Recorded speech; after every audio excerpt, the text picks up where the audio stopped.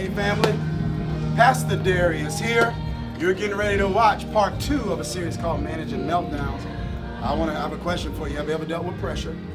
If you have, man, pressure can bust pipes, can cause stuff that's supposed to stay contained to be exposed. I want to teach you in this message how to manage pressure properly.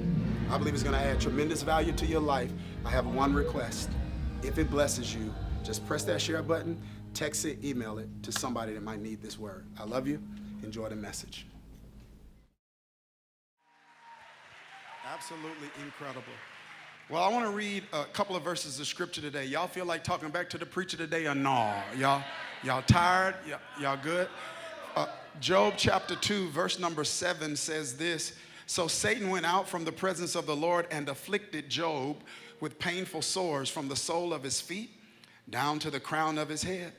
Then Job took a piece of pottery and scraped himself with it as he sat among the ashes, and his wife said to him, "Are you still maintaining your integrity? Curse God and die." I want to stop the reading of scripture right there and tag a title to this text. I know some of you are like, I need some understanding. I want to tag a title to this text, and I want to talk from this subject in our time together today. I didn't mean it like that. I want everybody that's ever said anything you didn't quite mean at the wrong time to clap your hands and thank God in advance. He's getting ready to speak to you. I didn't mean it like that. As many of you know, I was reared and raised in a small town called Kilmichael, Mississippi. Population a little bit over 400 people, one full-time police officer, one part-time police officer that drove my bus during the day, covered the night shift at the station at night. 0 stoplights in the city, 1 doctor, and if he wasn't at the clinic, you could pull up at his house. High school graduating class of 32 people. You didn't have to say it like that. But I was reared and raised in that cultural context, and every cultural context has some colloquialisms. There are some things that you heard people say frequently based on where you were reared and raised. And one of the phrases that I would hear frequently may be a phrase you heard where you grew up. Here it is. It's a weird way of saying something wise. Here it is. You can lead a horse to water, but you can't make him drink. This is interesting because this saying is simply suggesting that you can give people exposure to something, but you can't give them an appetite. That you can show them a picture of what's possible for them, but you can't make them pant for it. You can show them what they can do, but you can't make them want to. You can see better in them, but you can't make them want better for themselves. Because most people don't live at the level of their potential, they live at the level of their standard. And some people have standards that are beneath their potential. And you and I, who love people, who are invested in people, who want to pull out the best in people, need to realize and recognize the only thing you can do, the only thing you've been called to do, the only thing you're capable of doing, the only thing you've been anointed to do is to lead them to water. Did you hear what I just said? And this revelation should ease some frustration in some of our life, because some of us have been trying to make people drink who not thirsty. I thought y'all would talk better than me at the 12 o'clock. It means that you and I have to get a revelation that we should never give up on people, but you hit a season where you got to give people up to God. I'm not giving up on you, but I made all the contribution I'm able to make in this season. Come on. Because you got a revelation. There are 5 types of people I can't help. I can't help people who don't want help. I can't help people who don't want help now. I can't help people who don't want help from me. I can't help people who only want help their way. Y'all not talking to me. I can't help people who need help and don't know they need help, and I know how to help them, but they're trying to tell me how to help them, when if they knew how to help themselves, they wouldn't need my help.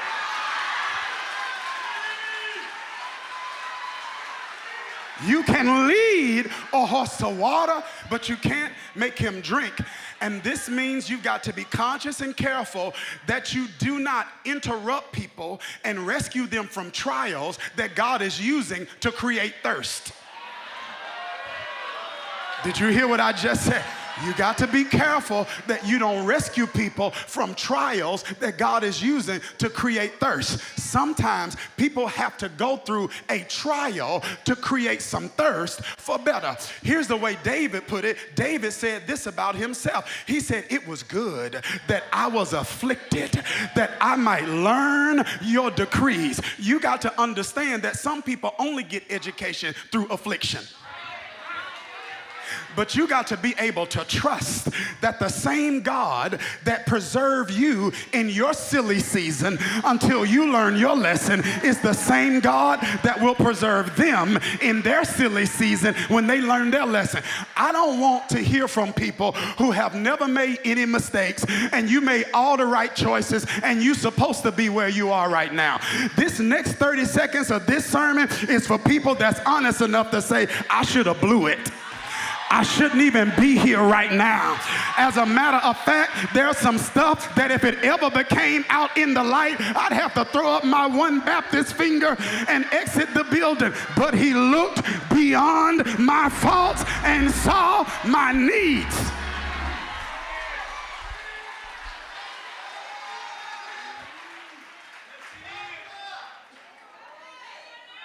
Some people need affliction to get an education.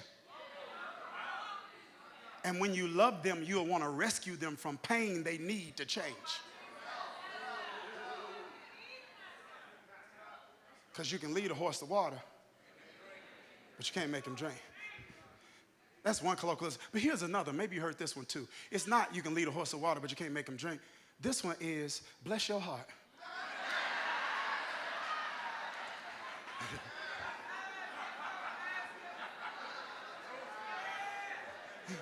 Now, this phrase has a multifaceted meaning.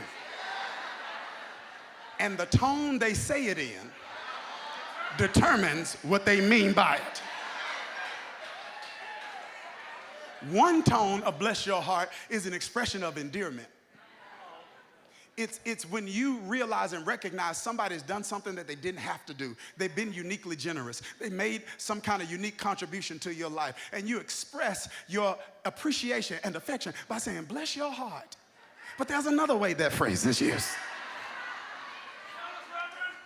And that phrase is not just used as an expression of endearment. Sometimes it's a statement of sympathy. It is, one is, bless your heart. The other is, bless your heart. It means that you got a revelation of a limitation that you have when it comes to investing in their own development. It means that you realize and recognize, I can't put in what God left out. Did you hear what I just said? It means that you realize that your situation requires a degree and a dimension of intervention that is beyond my pay grade. You're going to have to get somebody else to do it. Bless your heart. That's not the only one, though. I got another one, and this one is more salient to this sermon. This is more relevant to this revelation, and this one is pressure burst a pipe. This phrase is an expression of what potentially can happen when a pipe is under consistent pressure. See, it's one thing to be under periodic pressure. I want to know, am I talking to anybody that knows what it feels like to be under persistent pressure? I want to know, am I talking to anybody that has ever wondered in the recesses of your soul, God, what's up with this? Can I just get one season where I don't have to stress about something? Can I get one season where I'm not worried about something? Can I get one season where everything go right? Come on, I'm not expecting everything to be a flowery bed of ease, but every time I turn around, there's pressure. And when a pipe is under consistent pressure, stuff that should come out the right way. Let me go to this side. Let me see. I'm going to preach to the real section. Where the real section at? Okay. I said, when a pipe get under pressure, something that should stay on the inside. This is the real section right here. Right here. I said when a pipe is under pressure, stuff that would come out in a controlled fashion. Come on now. Water comes out of the faucet at a controlled fashion. When it's under pressure,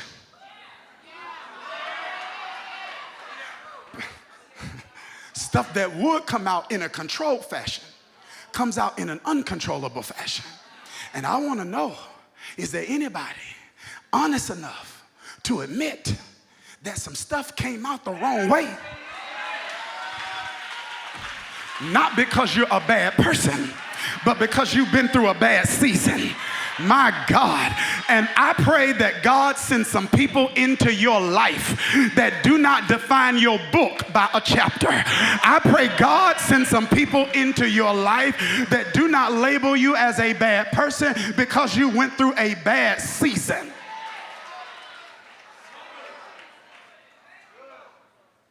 Pressure. And have you ever been under consistent pressure? I want to tell you, pressure is an unavoidable reality of life. Asking to get out from underneath pressure is asking God to give you an exit from this earth. Come on, I want to pay. Jesus said you'll know the truth and the truth will set you free. That word truth means reality. Ignorance is not bliss. I need you to be clear on what the reality of life is like. There is not a season you're going to go through where you will not deal with some type of pressure. And if you can get this revelation, it's going to ease your frustration, because frustration is always a result of failed expectations. It's when you find something you didn't expect, or you don't find something you did expect, that leads to frustration. But when you that's why some of us are frustrated with people.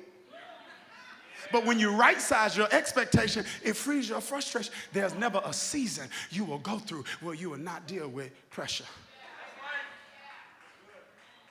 The students under pressure about taking a test. The teacher got pressure grading the test. Somebody's under pressure because they can't find a house. Somebody's under pressure because they got a house and they don't want it anymore. Somebody's under pressure because they're looking for a job. And somebody else is under pressure because they got to go to one tomorrow that's getting on their last nerve. Somebody's under pressure because they're trying to find their Boaz. They're trying to find their Ruth. They're trying to find their spouse. And somebody else is under pressure because they got one they thought they wanted, and now they got them. They realize, I'm trying to get out. Everybody is under pressure. But they used to say in Kilmichael, Mississippi, that he will not put more on you than you can bear.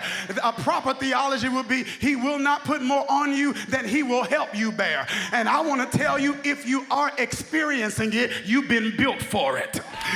God Almighty, that God never allows you to experience something without making an assessment regarding whether or not you got the capability to handle it. And some of you are saying you can't handle it, and that is an indication that you don't have a revelation of what's on the inside of you. You are saying you can't handle it, and God's saying, I put something on the inside of you. You ain't even know what's on the inside of you. And I'm speaking to somebody in this season, and I want you to know God is getting ready to introduce you to a version of you you hadn't even met yet. This pressure is not about to destroy you. This pressure is about to develop you. There's a stronger you that's about to emerge. There's a wiser you that's about to emerge.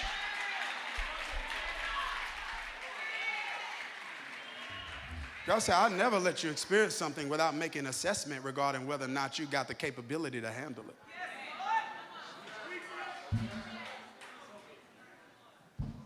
Pressure. And since it's an inevitable part of life, I need God to give me the wisdom to manage it wisely. Because I don't want the pressure to cause me to have a breakdown and I have a meltdown. Because if the pressure causes me to have a breakdown and I have a meltdown, the meltdown creates three types of conundrums in my life. If the pressure causes me to have a breakdown that creates a meltdown, what ends up happening is I can sabotage my own success. Because some sabotage doesn't come from the inner me, it comes from the inner me. And there's something I taught you called the law of first mention, which means when you're reading the Bible, specifically in the book of Genesis, you see something in the book of Genesis for the first time. That is an indication of how you're going to see that reality played out all throughout Scripture. So the way the devil shows up in Genesis is the way he's going to show up in Exodus, Leviticus, Numbers, Deuteronomy, and it's the way he's going to show up in your life. He showed up in a garden. He showed up as a snake in a garden. He showed up as a snake in a garden. And in your life, he's going to show up as a snake in a garden. I taught you this before. You're not surprised when you see a snake in a garden because the devil shows up looking like he belongs. If he showed up looking like the devil, you wouldn't give him access. So sometimes he shows up looking like a disciple named Judas.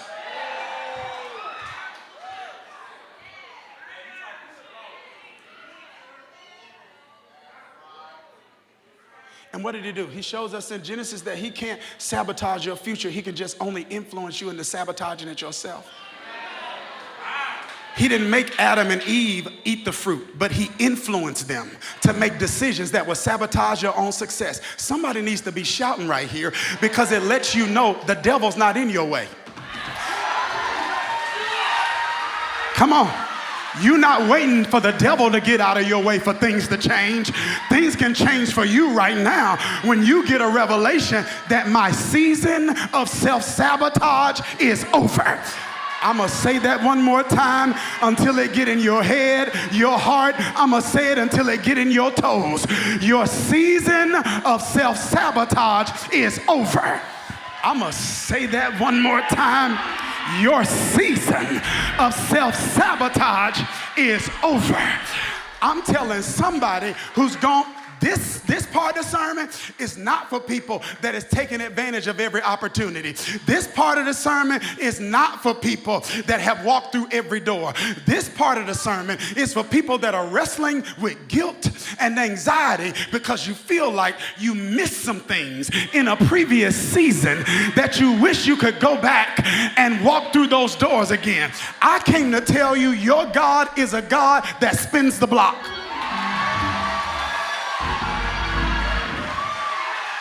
Did you hear what I just said? I said the story of the prodigal son is a revelation that the father's got enough to cover you the second time when you blow it the first time. Joel calls him the redeemer of time. What does redeem mean? It means to buy back.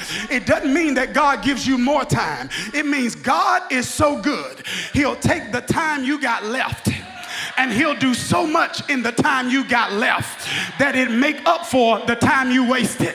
Let me see if you can catch this. He can open one door and he can do so much in one door that it will make up for 10 doors that you miss. And I don't know who this is for, but I hear a door swinging open.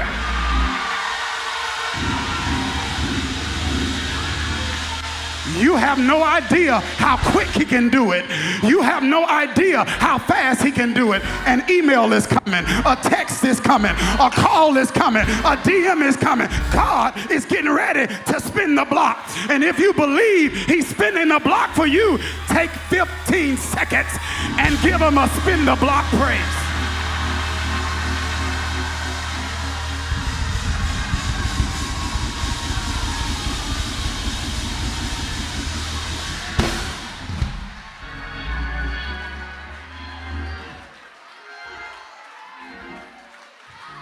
And is there anybody here that will say, this time when you bring it around, I'm ready. This time when you bring it around, I'm going to steward it right. This time when you open that door, I'm not going to walk through it. I'm going to run through it.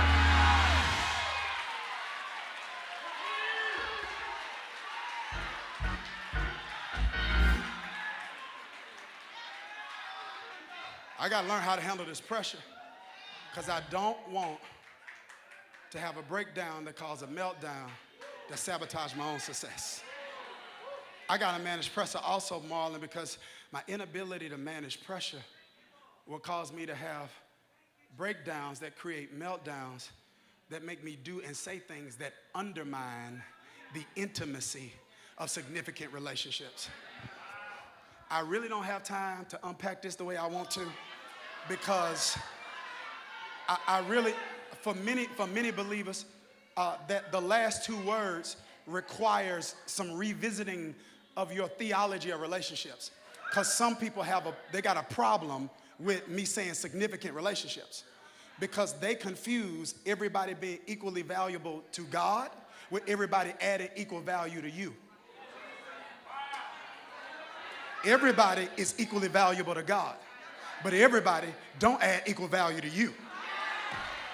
And you have to be able to discern which relationships God has sent into my life that are significant relationships that add a unique kind of value, and I need to steward those relationships properly. And that's why some people ain't treating you right, because they think they can wake up tomorrow and find another one. Go ahead. Find another one of me. Let me see who will talk back to. Yeah, if you don't see the value in me, find another me. Let me know how that works for you.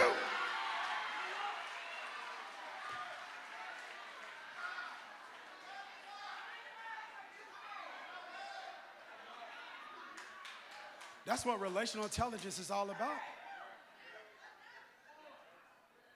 It's making sure you manage your relational life in a way where you don't get to the end of it and realize the people that meant the most to me got the least from me. You get to the end of your life and realize I gave my whole life to people who were only in love with my gift. Are y'all okay? I said, are y'all okay? But there are some people that are in your life that add unique value. They're in your life for you, not for your gift. And if you don't manage meltdowns, what can end up happening is you can do things and say things under pressure that disrupt intimacy. So that instead of intimacy progressing in a linear way, intimacy, emotional closeness, instead of us getting closer together emotionally, instead of it being linear, intimacy becomes cyclical, and it's like a cycle. So instead of us growing in our intimacy and getting closer, it becomes a cycle. We have it for a season. Somebody do or say something, we lose it. Now we got to spend a season trying to get it back. Then once we finally get it back, we have it for a season. Then somebody do something or say something. Then we lost it again. Now I got to spend another season trying to get it back. Now once I get it back, I have it for a season. Then somebody do something or say something, and I lose it, because into me see, you only let people see into you that you feel safe with. And safety is seasonal. Just because I felt safe with you in one season doesn't mean I feel safe with you in this season. Y'all all right? I got 13 minutes. That's it. Y'all all right? I want to manage my meltdown so I don't undermine the intimacy of significant relationships. I need to manage this pressure so that it doesn't create breakdowns that create meltdowns, so that it doesn't inhibit my elevation. God, listen to me, God being a good father will only promote you to your level of pain tolerance. Are y'all okay this morning? He says, I can only promote you to the level to which you can tolerate pain. So you have, come on now, are you hearing what I'm saying? So he said, remember, there's a front side of the blessing, there's a back side of the blessing. More notoriety means more haters. And God's like, I can only elevate you, not to the level to which you can handle notoriety. That's front side. I can only elevate you to the level to which you can handle haters. That's the back side. Because it's not the notoriety that's causing you the pain, it's the haters. Did you hear what I just said?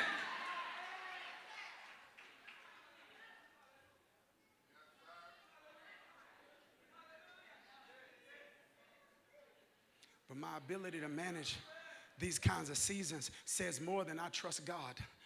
It says to God, you can trust me. And I don't know who I'm preaching to today, but I want to know, am I talking to anybody that's in a season where you're saying, not only do I want to trust God, but I want to live in a way that says to God, you can trust me. You can trust me with doors. You can trust me with opportunity. You can trust me with influence. You can trust me with ministry. You can trust me with dreams and visions. You can trust me with ideas. I want to be a person you can trust. But in order to do that, I got to learn how to manage pressure. And this book The book of Job is a textbook that can aid and assist us in doing that. This book named Job is a part of a section of the Bible called wisdom literature. The purpose of this section of the Bible is to impart wisdom to the godly. God knows to live right, you need ethics, but to live well, you need wisdom. Come on. And God knows that when your wisdom increases, your need for miracles decrease. It doesn't mean you don't need miracles. It means you need less of them when you have a wisdom. God wants you to have so much wisdom that he dedicated an entire book of the Bible to it. He's saying, what I want to do in your life requires you to not make just boss moves. You got to make wise moves. Who am I talking to in this season? Am I talking to anybody that says, I'm in a season of life where I don't have no more time to waste? I'm in a season of life where every move I make in this season matter. I'm in a season of life where I'm tired of experimenting with my life. I'm in a season where I got to make wise moves. And the book of Job is intended to impart wisdom to the godly, and this book helps us receive wisdom on how to handle Job-like seasons. Wow. Pastor Dharius, what is a Job-like season? A Job-like season is an unexpected season of adversity that you have to endure without an explanation.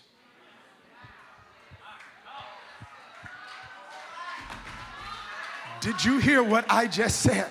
I said it is an unexpected season of adversity that you have to endure without an explanation. It's one thing to be going through something and you know why.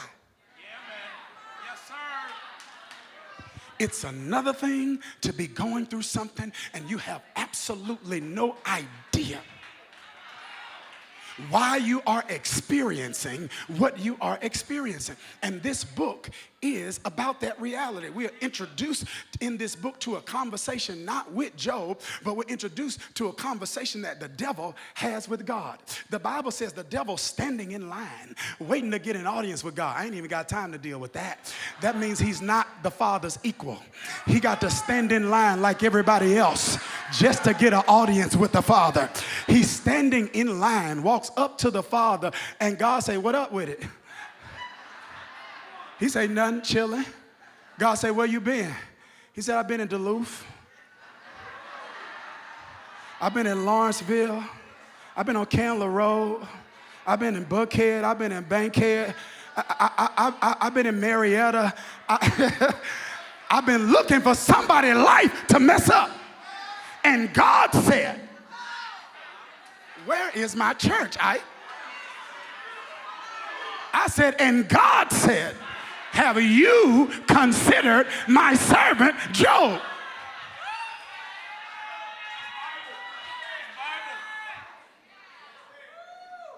He's upright, he blameless, he loved me, he loved his family. Now I'm confused because I'm like, God, out of all people that you would recommend for the devil to mess with, why would you recommend that the devil mess with Job? And God's like, the same reason you think I should not recommend him is the very reason I can recommend him. Because I can't trust everybody with trouble. Y'all missed it. Because God says to Satan, have you considered my servant Job? He said, yeah. He said, well, why you ain't bothering him? He said, well, you got a hedge around him, his household, and everything he possessed. You have a hedge around him, his household, and everything he has. You got a hedge around him and his household and everything he got. Y'all missed it. It's a hedge around him, his house, and everything he got. It's a hedge around him, his house, and everything he has.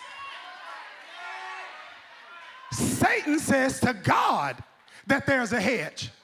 God doesn't say to Satan there's a hedge. So here's my question. How does Satan know there's a hedge unless he had been trying to get to Job and was not able to? It means that before he came to God, he had been trying to get to Job and he couldn't. And see, many of us complain about the trouble we do go through, but you do not realize and recognize the trouble you're not going through, because the hedge has been protecting you from danger seen and unseen. And I want somebody to take about 19 seconds and give God a hedge praise. That's why you're still alive. That's why you're still in your right mind.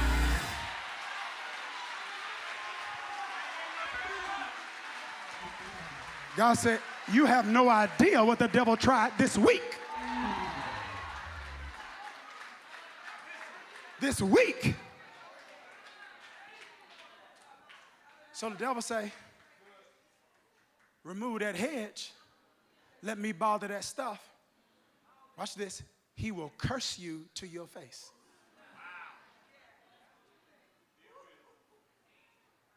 He said, stretch out your hand and strike everything that he had. See, this means that the devil didn't have a revelation of what was in Job. So what the devil is saying is, of course he committed. Everything's going right. But what Satan is saying is, his commitment is conditional.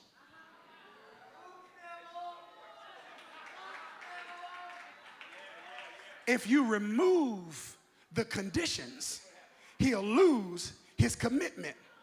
He didn't know Job had that ride or die in him.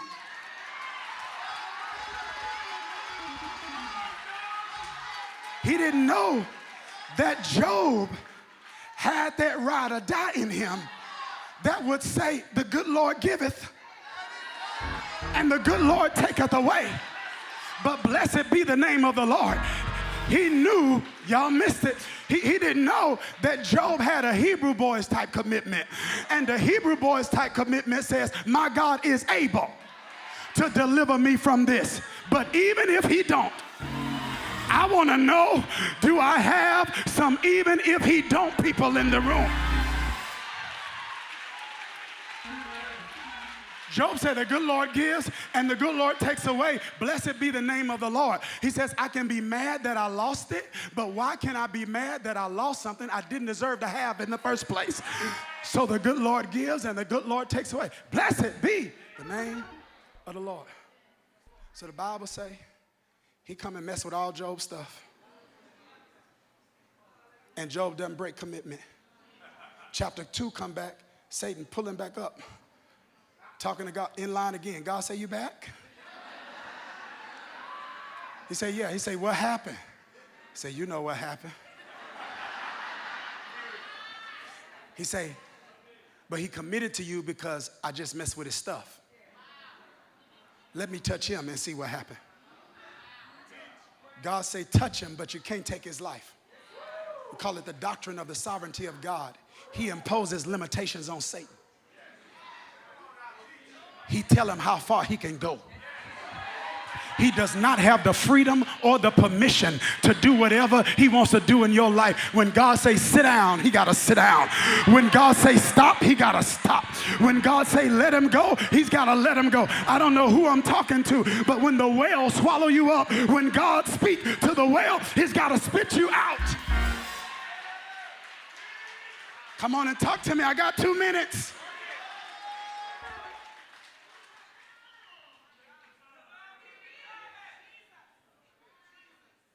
I'm like, Satan, you did all that, and you still coming back for more. Why are you coming back for more?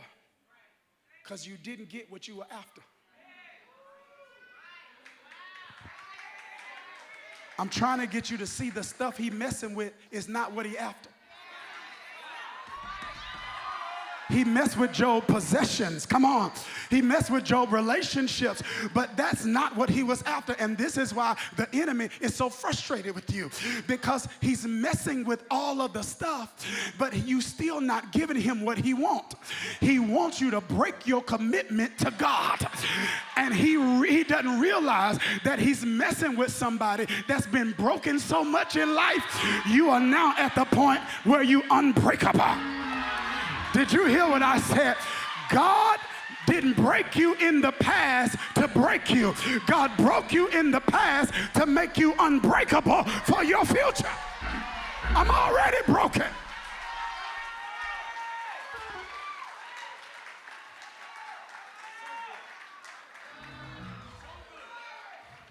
I just felt something on that. I got to move on.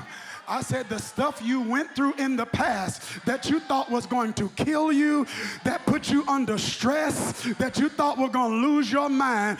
God says, I am not breaking you to break you down. I took you through that to make you unbreakable.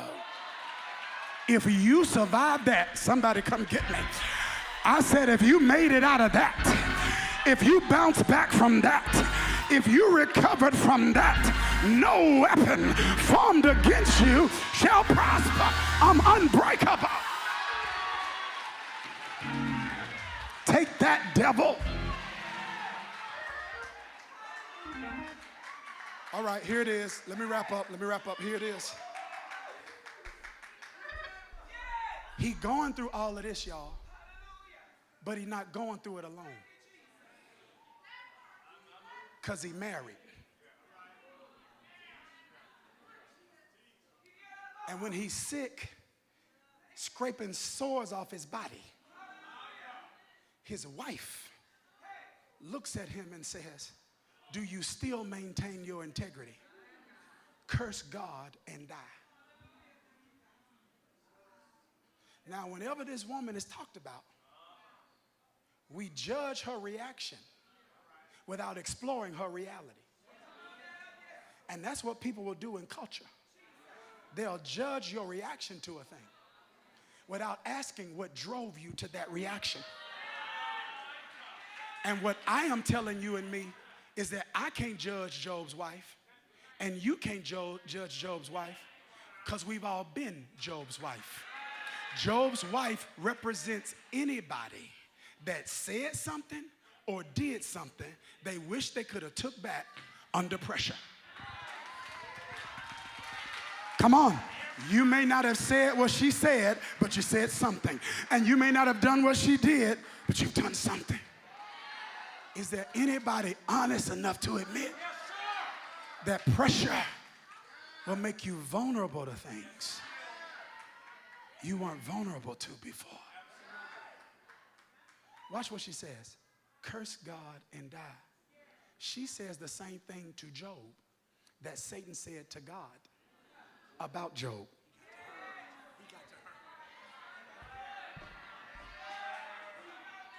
Did you hear what I just said? And I promise I'm going to have to come back and teach this one day because the exact phrase that Satan said to God, Job's wife said to Satan. She didn't hear Satan say that to God. So where did she get that phrase from? That thought came into her mind from Satan. Because pressure will so wear down your resistance that it makes it more difficult to resist thoughts you could ward off. Come on. So you start entertaining thoughts that you could cast down because the persistent pressure has worn down your resistance. And I want to know, is there anybody that knows what it feels like to be worn down? Pastor, I'm trying to think positive, but I'm worn down. I'm trying to keep believing, but I'm worn down. I'm trying to keep the faith, but I wore down. My faith meter on empty.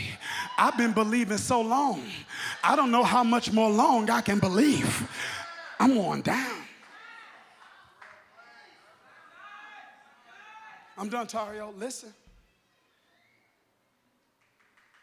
Because she was worn down, she entertained a thought. And she articulated a phrase that the enemy wanted to use because Job's wife was his last stand. He said, when I can't get him, I got to get somebody close to him.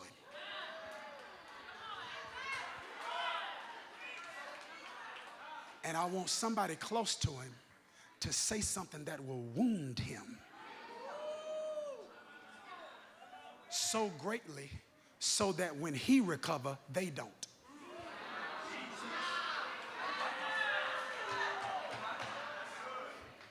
Did you hear what I just said? Yeah. So she said, would you curse God and die?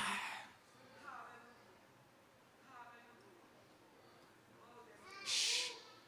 I don't believe she meant it like that. I believe she was suffering from compound grief, where she's dealing with a series of traumatic losses that are happening so back to back. By the time she starts to process one, she's dealing with another. And I want to know, is there anybody that's ever felt like, man, if it's not one thing, it's another? It's happening back to back to back to back. You want to talk about compound grief? In one day, this woman gets word that the ox and the donkeys that they use to feed their family and create income have been stolen away. So her means of business is wiped away in a day. Then she gets word that sheep and servants that have been burned by fire. So her servants, which is her support system, gone in a day. Then right after that, she gets word that all her children who were in one house on another side of town dealt with a windstorm, and all of them lost their life in a day. What you gonna say? Talking right. Let's keep it real. You're talking right. She's dealing with compound grief. And then on top of that, Job's sick. And she having to care for Job, and the siblings won't help. I ain't gonna bother that. She having to do it with no support system. They're not gonna help take care of him, but they're gonna fall in the casket at the funeral.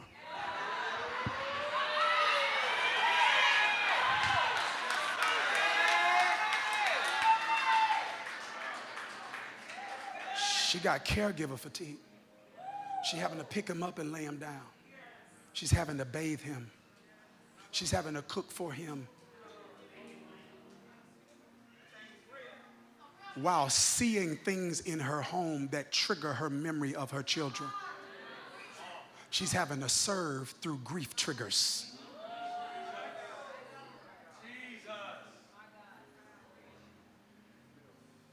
She's dealing with compound grief, caregiver fatigue, and she's got to be dealing with confused theology, because all this stuff she done heard about God in church ain't making sense. God, you said I'm head, not the tail. I'm feeling like a tail right now. You said I'm above only and not beneath. I feel beneath right now. You said that you make my enemies my footstool. And it seemed like my enemy's winning.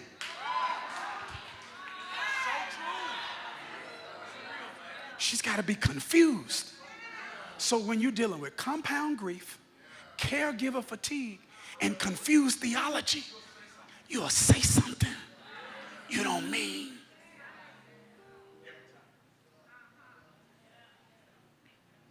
And this woman didn't do this because of the absence of strength.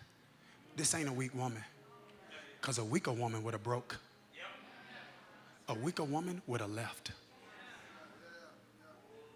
It's not the absence of strength. It's the absence of a strategy. She didn't have a plan to protect herself under pressure. And God puts her in the Bible so we can learn from her, so that you can have a pressure plan. What's your pressure plan? Number one, you need a replenishment strategy. When I got this revelation a long time ago, it freed me. Many of you are waiting on people to get a revelation of when you empty.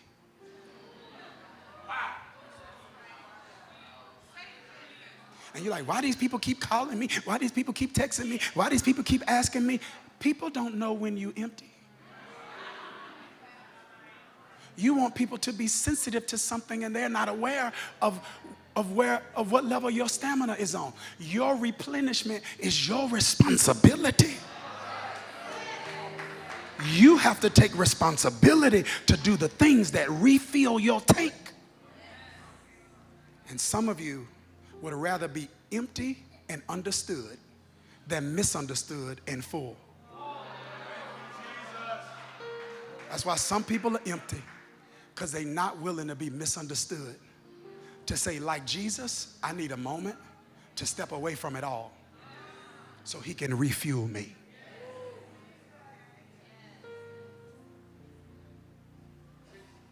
He needed a replenishment strategy. She had this, relationships with Job. When I say Job, not intimately, but do you have a Job in your life? Because I don't know how many people would have heard what she said and stayed with her. Because he heard it when he was down, but he got double for his trouble.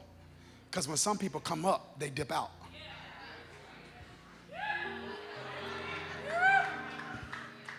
You need people in your life, when they come up, they don't dip out.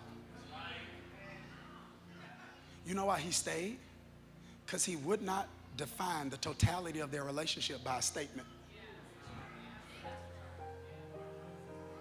He decided, I'm not going to determine how good this book is with a bad chapter. And I'm going to tell you, when you got inner circle relationships, is when people can handle you at your best and not fumble you when you're at your worst. Some of you have nobody in your life you feel safe enough to be emotionally real with. Did you hear what I just said? God, give me a Job so that when I have these pressure moments, God, I ain't even got time to deal with this. Todd ain't got time. The book of Psalms is David. David's called a man after God's own heart. God talks about the purity of his heart. His heart's pure because it's empty. Y'all missed it. When you're reading the Psalms, part of what you're reading is a diary. You're reading David say stuff like, if I had wings like a dove, I'd fly away. I'd leave everybody. You reading David, if I read to you some of the stuff David was putting in the diary in Psalms, you wouldn't believe it was in the Bible. I can show you in Psalms 103 where David prayed for his enemies' kids to be fatherless.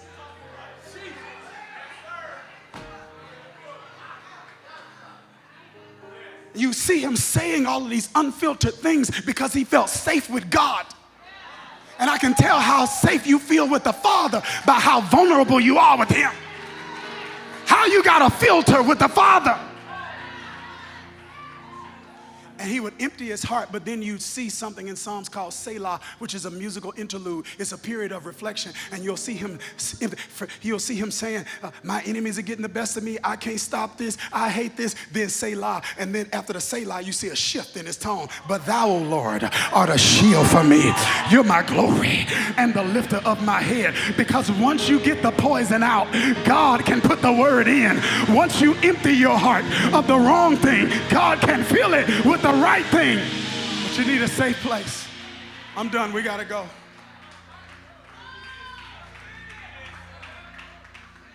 You don't have a Job to get it out, because that frustration you feeling ain't evil. It's human.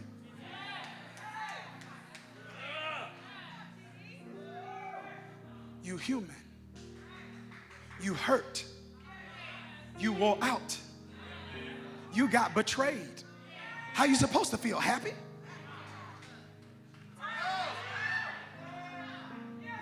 Even Jesus didn't want people around him who betrayed. He told Judas, whatever you're going to do it quickly. Stop playing. Go ahead and do it. You human.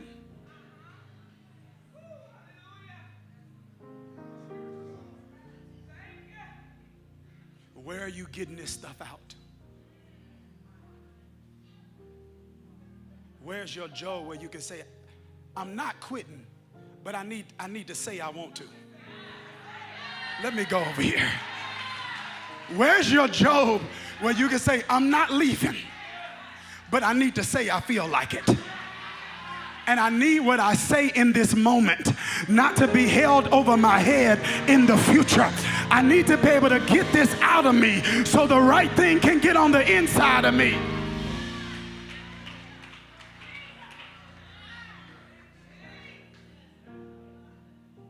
And number 3, she needed a resilience that recovers.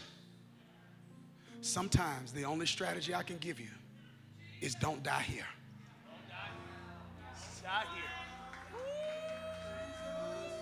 She had no idea when things were going to change. She could do nothing to change the tide of a situation. All she could do is wake up each day, let her feet hit the floor, and say, this is the day that the Lord has made. I will rejoice and be glad in it. Today is the day things might change. Today is the day things might turn around. Today's the day where God might work everything together for my good. I don't know who this is for, but live another day. Don't you die here, because a weeping may endure for a night, but joy is coming in the morning. Wait on the Lord, and he will renew your strength. Wait on the Lord. Hey, I want to thank you for watching, and I want to encourage you to subscribe to this channel so that you don't miss any of our streams and any of our videos. All right, if this message bless you, do me a favor, share it with somebody else. I'll see you next time.